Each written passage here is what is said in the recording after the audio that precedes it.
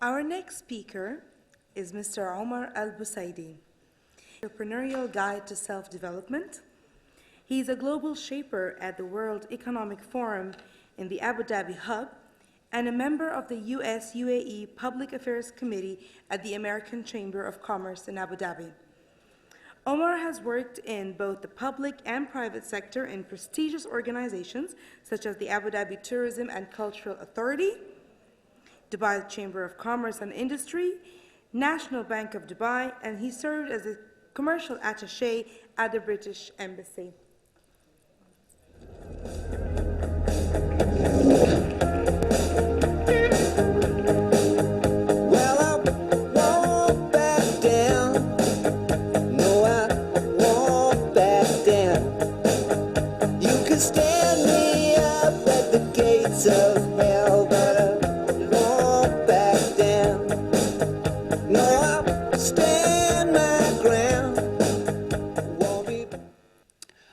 My topic is about your rivalry is your biggest advantage.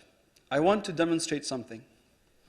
So, a few years ago, I was sitting like this in the reception of Ali & Sons, which is the agency, the car agency of Audi and Volkswagen, Porsche, etc.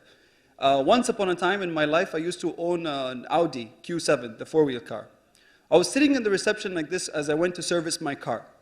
Now, sitting in the reception, there was something that caught my eye. There was a roll-up banner that read one thing.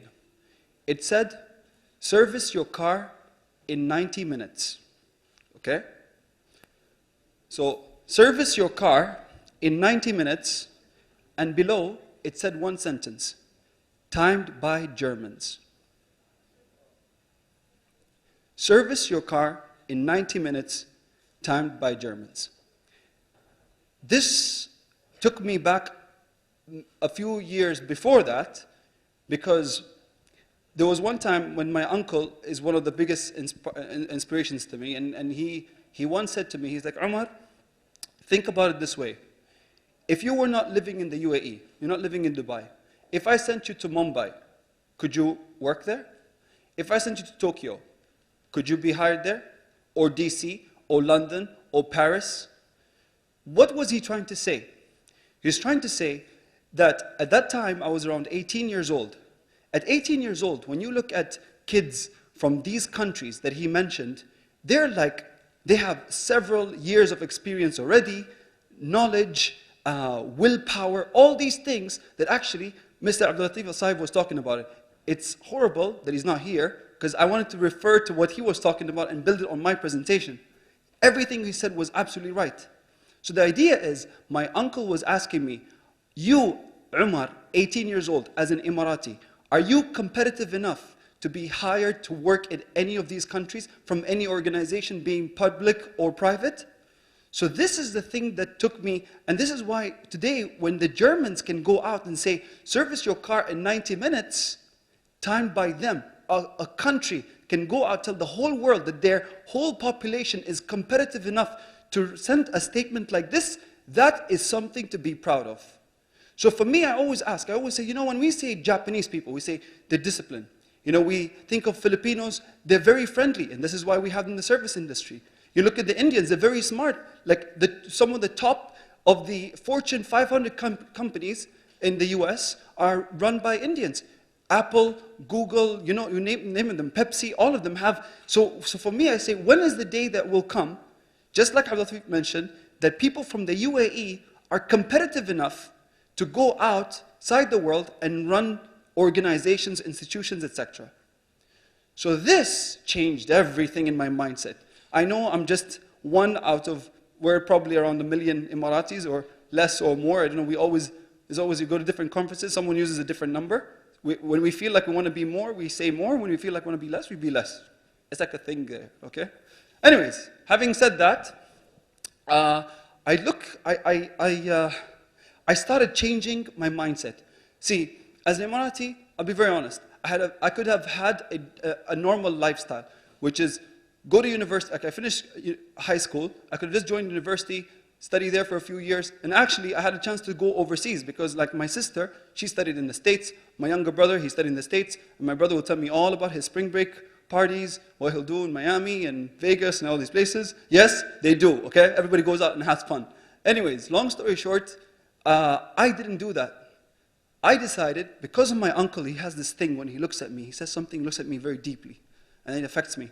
So I was like, fine, I'll stay here. So I said, okay, I'll stay here. I studied at the American University in Dubai. But what did I do? I took a full-time job.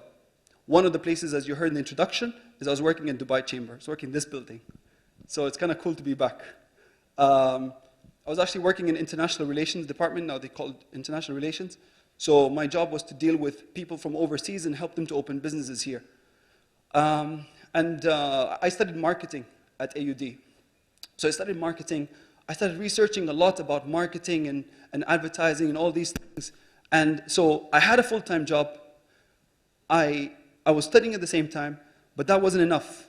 And I was talking about it yesterday, and Sagan was there.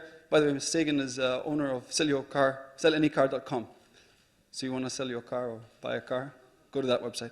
Anyways, so having said that, I wasn't fulfilled. I thought, see, still to be competitive, let me open a business, because people in the States or from India or from China or from whatever, they've already started doing entrepreneurial things. So I started doing that too. I failed the first time, second time, third time, fourth time it worked. But like, it was quite a journey, and I lost a lot of money, but I don't care. It wasn't really a lot of money, like hundreds of thousands is not a lot of money. Sagan will tell you. Anyways, so this is the reason. So these are the things that started getting me more competitive, changing my mindset. I started connecting with more people from all over the world. And then the good thing that came out of that is, after working for institutions in the UAE like Dubai Chamber, National Bank of Dubai, I applied for a really cool job, which was at the British Embassy, as they mentioned.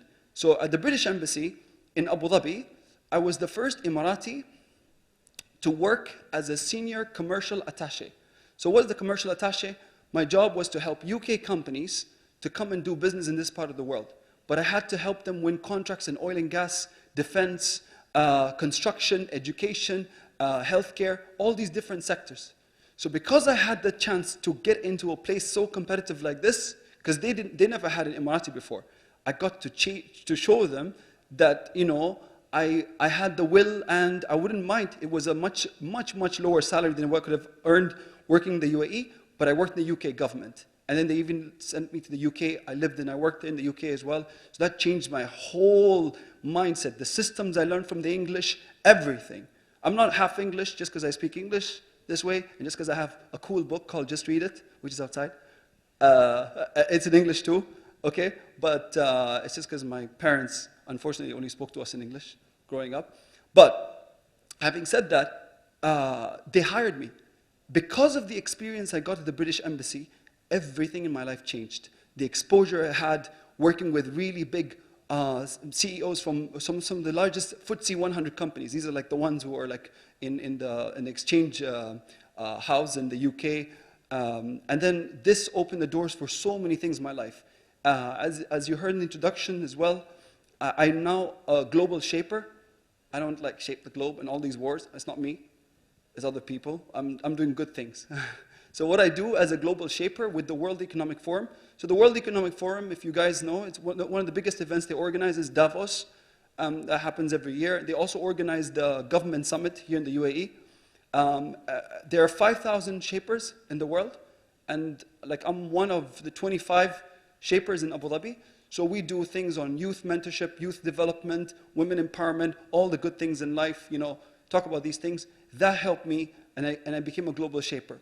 The second thing that happened after that is also the US government, the State Department, they picked 4 Emiratis to go on a program called International Visitor Leadership Program, IVLP.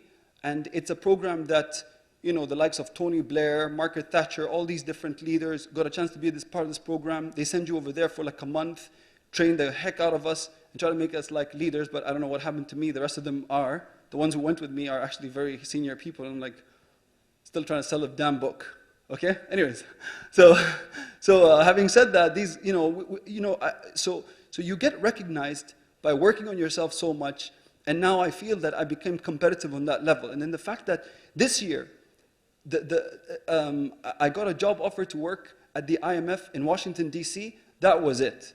Like the fact that, you know, an organization like them would consider someone here to be working in a place like that in international projects, I mean, I'm still considering whether I should go or not, but that for me, just to see the email and see the offer is a big deal. So the moral of the story is, I'm not trying to like say like, oh, Umar is the best or whatever. I don't care, okay? That's not my thing.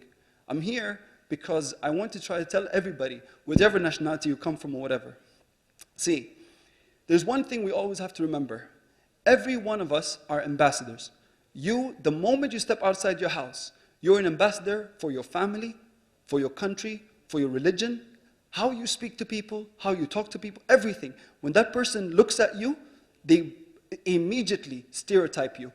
They know, okay, fine, so this guy looks like this, obviously, he's from the UAE, by default he's Muslim, and how I behave and speak and act, they know what kind of family I come from. So this is why when you have this mindset all the time, you're always going to be cautious and careful on how you represent yourself and how you speak to the public and everything, and what you do.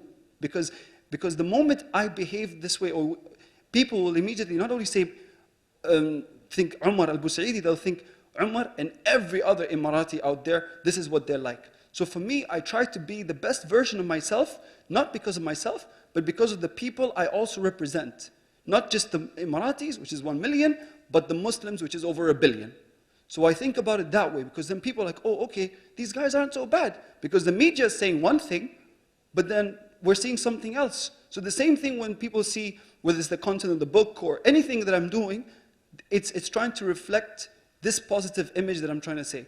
So I'm grateful to the competition that other nationalities have given to people like myself, because it helped me to, you know, to get up my A game, or if that's the right word.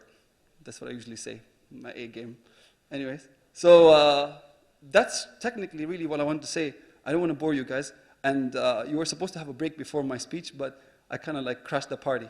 So I hope you enjoyed the talk. And if you have any questions, I'd be happy to take them. Thank you.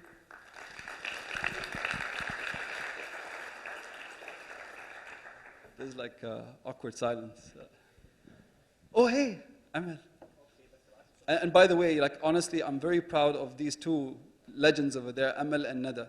Nada Shaybani, I mean, Amal, by the way, she's a stylist. So if you feel like you don't look good, I always tell her to take me out shopping because I don't think I dress well. Like I'm wearing Kandura with Fred Perry.